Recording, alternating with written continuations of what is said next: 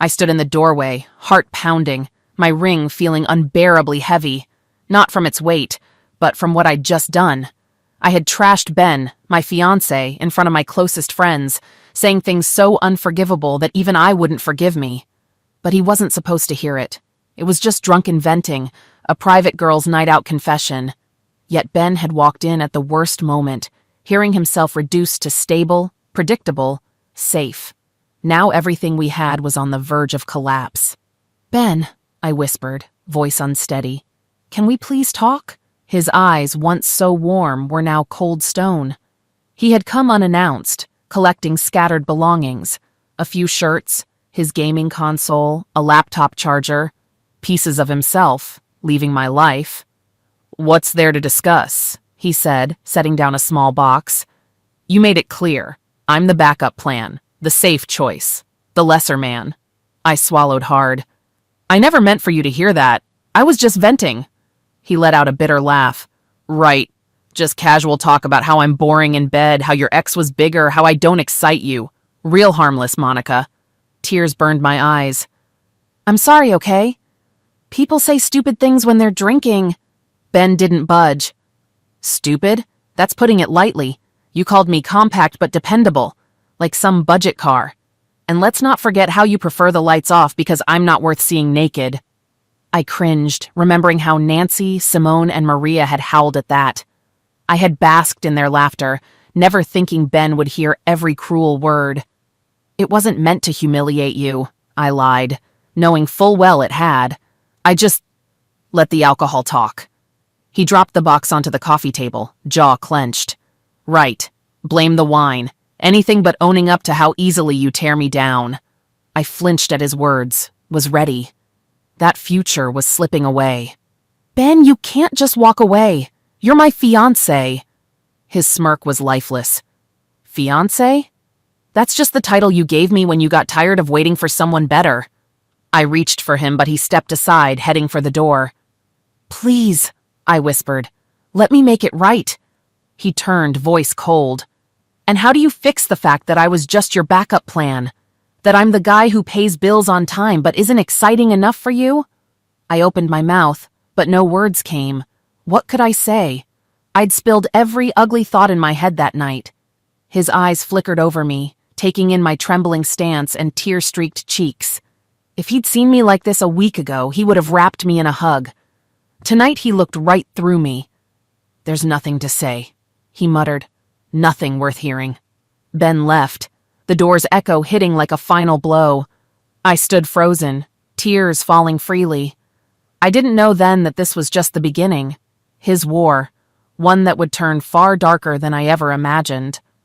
That night, after my friends left, still laughing at my jabs at Ben, I felt oddly vindicated. The wine had loosened my tongue, and I unleashed my frustrations. How he was stable but uninspiring, decent but unspectacular in bed, a good provider but lacking excitement. We all overshare, but this was downright cruel. Nancy had smirked, refilling my glass. "Monica, I can't believe you said you'd ditch him if Alistair proposed. Are you sure about this wedding?" I had giggled. "Just being honest. Remember Alistair? Unstoppable. Six-pack, arms for days. Meanwhile, Ben, well, lights stay off for a reason." They had erupted in laughter. At the time, it felt good to vent, to flaunt my dissatisfaction. No harm done. Ben wasn't there, except he was. He had come for a charger and overheard everything. His manhood, his performance, his worth shredded before my friends. He walked away without a word, but I would soon learn he had plenty to say. 2 days passed before I sensed something was wrong. Ben's usual warm texts were gone. No good morning, gorgeous. I assumed he was busy until the third day when my phone finally lit up. "Ben, we need to talk. I'll be at your place tonight." A lump formed in my throat. Maybe a miscommunication about the wedding? But the moment I opened the door, I knew everything had changed. He stood stiff in the entryway, arms crossed, eyes cold. No kiss, no touch, nothing. "What's going on?" I forced a laugh that died instantly. His stare cut through me. "Where should I start? Maybe with how you called me a placeholder until someone better comes along? Or how you mocked my body, said you'd never climax with me unless you pictured someone bigger?" My stomach dropped. Panic seized me. Ben, how did you? His jaw clenched. I heard everything. Every joke about me being boring in bed. Didn't expect me to drop by Nancy's, did you? Ben, it wasn't serious, I stammered. Just venting girl talk. You humiliated me, he cut in, voice shaking.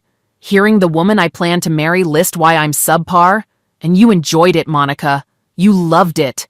Guilt and fear swallowed me. I'm sorry. I never meant— Just what? He snapped.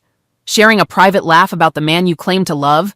Pretending you're better than me because you once had a fling with some musclehead trainer? Or is it because you think I'll never leave so you can say whatever vile things you want? Tears threatened, but I refused to cry. I was stupid, okay? I messed up. But it's not how I really feel. I just said things to amuse them. He glared at me with a bitterness that made my stomach churn. You think that's an excuse? I shook my head, tears spilling now despite myself. No, but Ben, I love you. I just got carried away. His laughter was hollow. Yeah, you love me so much you'd jump back into Alistair's bed if he so much as crooked a finger at you. You said that, Monica. In fact, you bragged about it. I pressed a hand to my mouth, recalling my own words. If Alistair ever got his act together and proposed, I'd probably be gone in a flash. It had felt like a silly, edgy thing to say at the time, never real. But now, seeing how it cut him, I regretted every syllable. Let's talk this out, I pleaded. We've been together for years. We have plans. We can fix this. He searched my eyes, and for a fleeting moment, I thought I saw a flicker of the old Ben, gentle, caring, patient, but it vanished as quickly as it appeared. No, he said, stepping back. I don't think we can fix this. Some words can't be taken back. In the days that followed, our engagement unraveled. Instead of talking it out, we locked into a bitter standoff. Ben ignored my calls for a week. Through a mutual acquaintance, I learned he was staying at a friend's place. No word on our future. Angry and humiliated, I turned to my friends. But they had been part of that cruel conversation. Some admitted we went too far. Others said he was overreacting. Monica, Nancy said as I paced her living room, just own up to it. Apologize. No excuses. I scowled. I tried. He won't listen. He's made me the villain. Maria hesitated. It was brutal. You know how guys are about size? I groaned.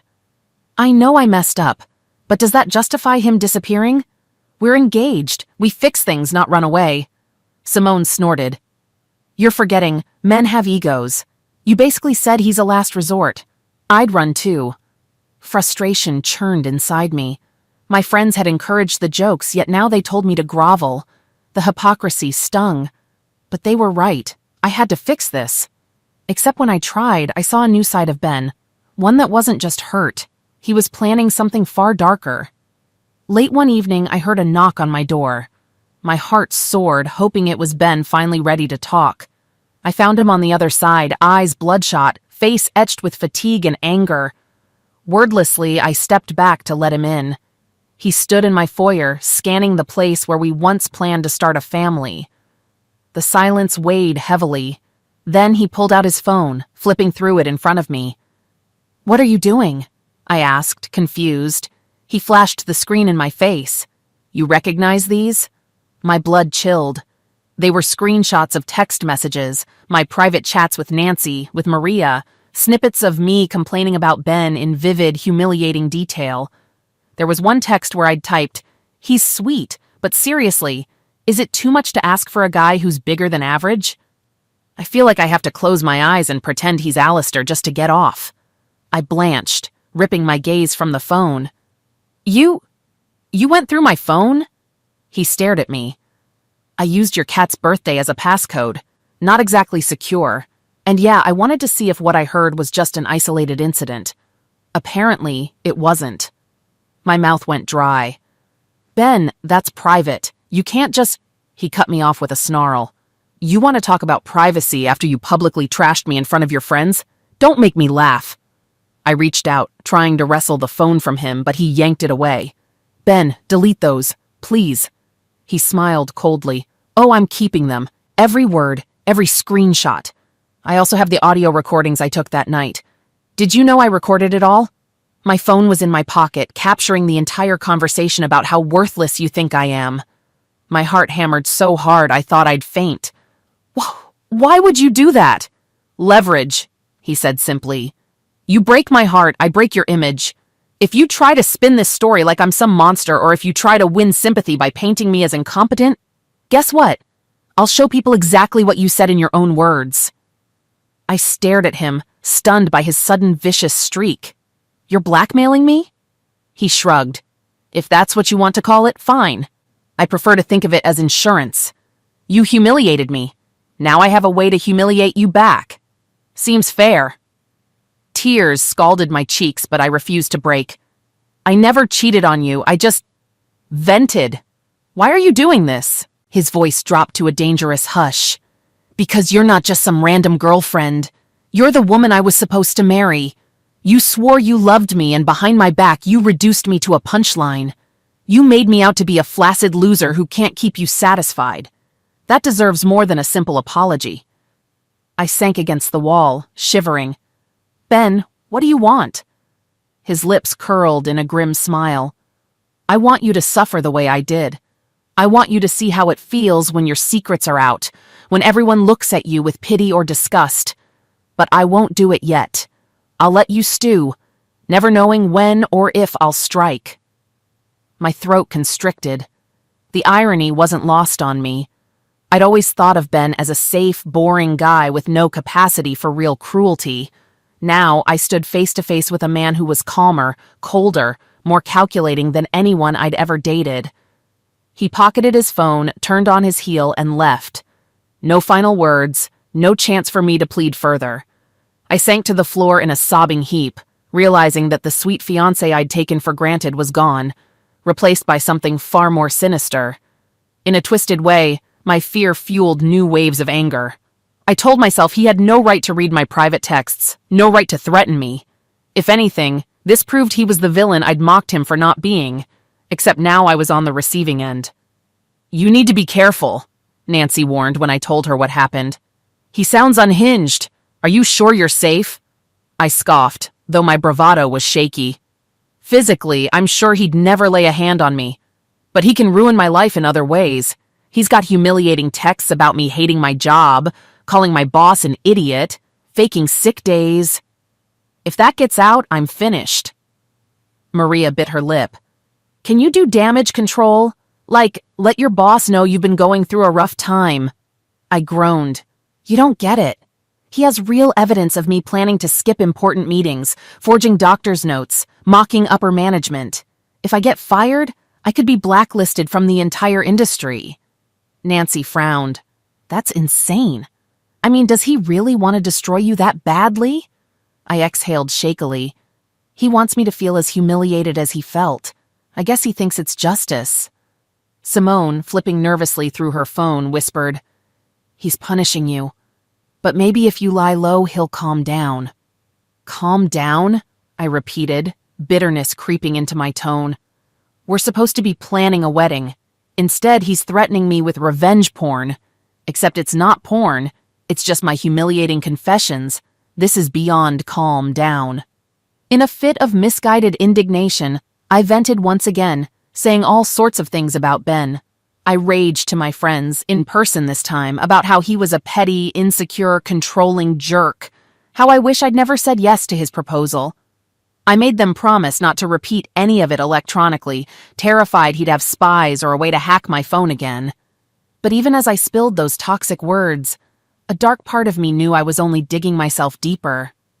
One evening, still stewing over everything, I made a reckless decision. I called Alistair, the ex I had so casually compared to Ben. Part of me wanted comfort, part of me wanted revenge. He picked up on the second ring. Monica, thought you'd be married by now. I forced a laugh. Yeah, the wedding's on hold. Might not happen, he whistled. Guess your fiancé didn't measure up. Swallowing my guilt, I asked to meet. He agreed without hesitation. The next night, we sat at an old date spot, the past rushing back. You once said I made you feel alive, he mused, sliding me a drink. So what happened? I forced a smile.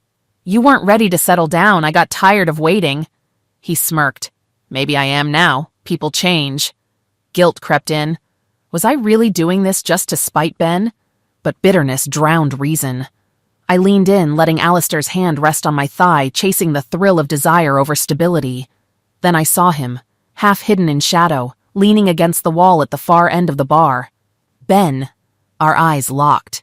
He smirked, lifted his glass in a mocking salute, then turned and walked out, vanishing into the crowd of night owls. My stomach clenched. Alistair noticed my sudden pallor. Monica, you okay? I forced a shaky laugh. Yeah, I'm fine. Just thought I saw someone. But dread sank into my bones. If Ben had witnessed me flirting with Alistair, would he double down on his threats? He'd claimed he wanted me to suffer. Maybe seeing me in another man's arms was exactly the kind of provocation that would push him to unleash every humiliating text, photo, and snippet he had. The next day, a text arrived from Ben, Rooftop Lounge on 7th. Tonight, 9 p.m., come alone. My hand trembled around my phone. Was he going to confront me about Alistair? Was this another trap? Still, I had no real choice. So at 9 p.m., I stepped into the swanky rooftop lounge, heart pounding, scanning the clusters of well-dressed patrons. I spotted him on the far side, leaning on a railing that overlooked the city skyline. He wore a dark suit, crisp white shirt, and an expression that chilled me to the bone. Hi, I said softly, stepping up to him. He nodded in acknowledgement but didn't smile. You look good, he said flatly. Better than last night, when you were letting Alistair grope you in public. I bristled, face heating. So you were watching? He shrugged, swirling the drink in his hand. Guess I wanted to see how far you'd go. Another piece of evidence, if you will. I swallowed, fighting back tears. I never cheated on you. You walked out before anything happened. His eyes flicked to mine, cold. So you're asking me to be grateful that you only openly flirted with your ex while we're still technically engaged? That's your big moral stance? I averted my gaze, embarrassed. What do you want me to say? He drained his glass, set it aside. I want you to stop playing the victim. You set this in motion when you decided to humiliate me behind my back. And now you're openly humiliating me in front of everyone else. It's like you can't help but degrade me, even after you know I'm ready to break you if you cross a line. My heart pounded so fiercely I thought my chest might explode. Ben, I swear I wasn't trying to humiliate you. I was just upset, angry. Everything is a mess, he scoffed. You think you're the only one who's upset? You think I enjoy lurking around hoping you don't escalate? This is your fault, Monica. You made me realize I was never truly respected or desired in this relationship. Tears welled in my eyes. I respect you. Stop lying, he hissed. You told them my body is a joke compared to your ex. You said I'm too boring to keep you happy. You fantasize about him while we're in bed together. That's not respect. I clutched the railing, struggling to breathe. I never meant it. It was drunk talk. His gaze narrowed. I'm starting to think everything you say is just talk. Drunk or not, you said it. And you meant enough of it to repeat it multiple times. Silence stretched, broken only by the distant hum of city traffic and the quiet chatter of loungegoers behind us. My tears fell freely now, no longer caring about my makeup or my composure. If there was even a shred of pity left in his heart, I prayed he'd see how sorry I was.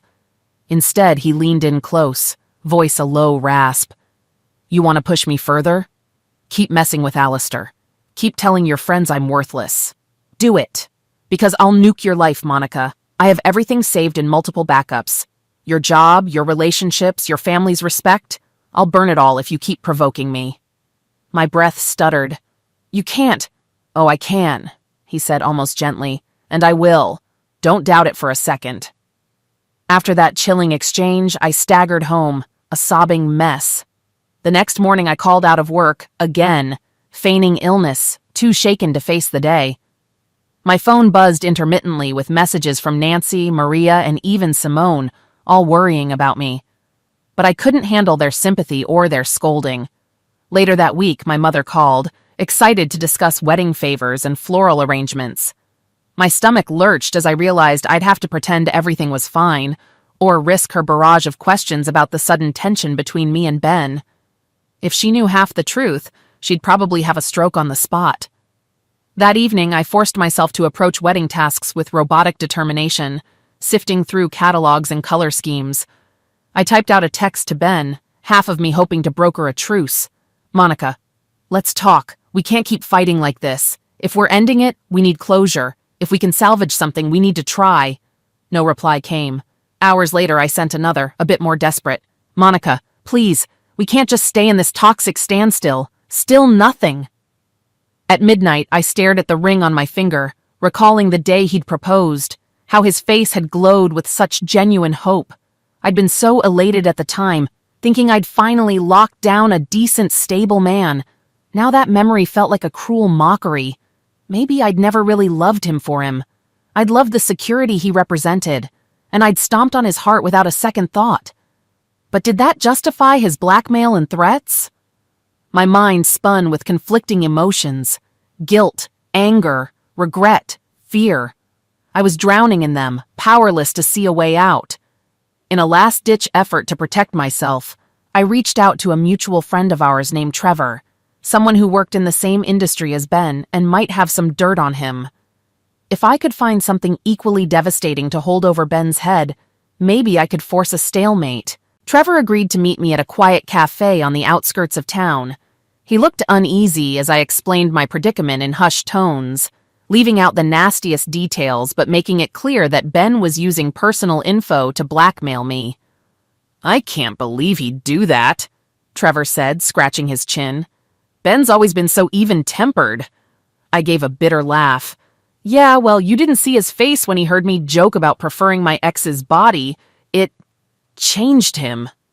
Trevor nodded, then leaned closer. "So you need leverage." Relief flickered in me. "Yes, anything that can get him to back off. I know he's not squeaky clean. Everyone has skeletons." He sighed. "I'll poke around, but no guarantees. Ben's a perfectionist at work. He rarely leaves loose ends. Still, there might be a few rumors about mishandled accounts." My chest loosened slightly. "Thank you." But as Trevor left, that flicker of hope was accompanied by a pang of guilt. I was sinking to Ben's level, scheming to blackmail him back. But after weeks of living in terror, I felt I had no choice. Days stretched into a tense limbo. I avoided all digital communication about Ben, terrified he'd intercept something. I spent my nights half awake, wondering if he'd decide tomorrow was the day he'd ruin me. My phone was always on silent, but each time it lit up with a notification, my heart pounded. Then, a week later, Ben texted, "I'm coming over tonight. Pack my remaining things. Don't argue." I paced my living room, cursing under my breath. He'd taken most of his clothes during earlier visits. All that was left was some workout gear, a box of personal keepsakes, and random tech gadgets. That evening, at the stroke of 8 p.m., he walked in, face impassive. I held out the box. "Here, that's everything." He nodded, tossing it aside for the moment, then met my eyes. "We should talk," I swallowed. "That's what I've been saying for days, but you never responded." He shrugged. "Had nothing to say until now. I've been busy sorting out my own plans, figuring out how to proceed with the rest of my life, whether it involves you or not." My stomach nodded. "And?" His gaze was glacial. "And I've decided I don't want you as my wife." Tears sprang up immediately, but a spark of anger flared too. "Then why are you here tormenting me? Why not just walk away for good?" He took a step closer, so close I could see the tension in his jaw. "Because I want to see if you'll beg. I want to see you on your knees admitting how wrong you were to treat me like dirt." A wave of humiliation crashed over me. "You're sick." A bitter smirk flickered across his face. "Am I? Or am I just responding in kind to what you did? If you'd had even an ounce of restraint, we'd still be picking out wedding cakes. Instead, I'm standing here contemplating how best to break you." A sob tore from my throat. "I'm sorry. Ben, please. I know I messed up. If you want me to get on my knees, fine." My legs started to buckle. He grabbed my arm, startling me. "Don't," he muttered, voice unsteady. Don't degrade yourself. It's not worth it anymore." We stood there, locked in a miserable standoff, both on the verge of tears. Then he let go, stepping back. "Monica," he said quietly, "I loved you, but now all I can see when I look at you is how easily you tore me apart. You think I'll forget that?" My tears flowed. "No, but maybe one day you'll forgive me." He exhaled, shaking his head. "Forgiveness isn't part of my plan. I have to protect myself now. You taught me that." He picked up his box, gave me one last lingering look, then walked out, leaving me trembling. In that moment, I realized just how deep his hatred ran, and how thoroughly I destroyed the gentle man he once was. Trevor finally got back to me with a lead: possible financial misconduct at Ben's company. Nothing concrete, but enough to spark hope. If I found proof of fraud, I could use it against him. If he exposed my humiliating texts, I'd ruin his career. Desperate, I met with Trevor at my place, combing through documents he'd smuggled. But the more I read, the weaker the case seemed. Circumstantial at best. Worse, Trevor lingered too close, touching my back, my shoulder, as if expecting something in return. My skin crawled, but I needed this. If flirting got me proof, so be it. 2 hours in, a sharp knock startled us. My heart pounded. "Ben?" I checked the peephole. Nothing. Another knock. I cracked the door. Taped to the frame was a small envelope. No sender. I tore it open. Inside, a single USB drive labeled with my initials. Trevor watched as I plugged it in. A folder appeared. "Play me." Clicking it, my screen filled with grainy black and white footage. Nancy's house. My voice, slurred with wine, rang out. "Ben is so unbelievably smaller than Alistair. I can't even pretend otherwise." The audio was crystal clear. I had never realized someone had been recording. Tears burned my eyes as the video continued, capturing my girlfriend's laughter, my smirking face. The entire humiliating monologue was immortalized, and at the end, a message flashed on screen. "I have more."